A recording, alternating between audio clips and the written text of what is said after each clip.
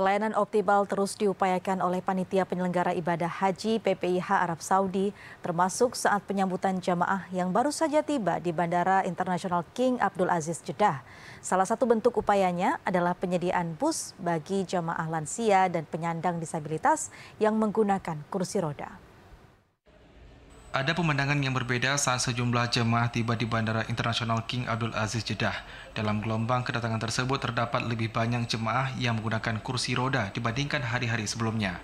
Untuk itu, PPIH menambah personil dari berbagai sektor guna membantu proses pemindahan jemaah dari pesawat menuju ke bus, sekaligus memberikan kenyamanan lebih. Disiapkan juga bus khusus dengan fasilitas ramah lansia dan disabilitas. Bus ini diupayakan melalui kerjasama dengan Al-Wukala atau perusahaan penyedia layanan jemaah haji di Bandara Jeddah. Kepala Daerah Kerja Bandara Abdul Basir juga mengapresiasi penyediaan bus khusus bagi jemaah lansia dan disabilitas. Fasilitas ini telah digunakan sejak tahun lalu dan dinilai efektif mempercepat proses penanganan jemaah di bandara.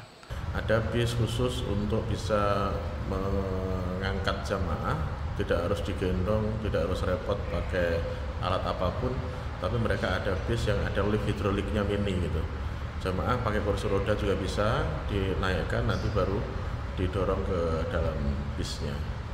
Itu kita harus memberikan apresiasi yang luar biasa dan terima kasih kepada pemerintah Arab Saudi, khususnya pada Kementerian Haji dan Wukala yang memberikan layanan terbaik kepada jamaah kita.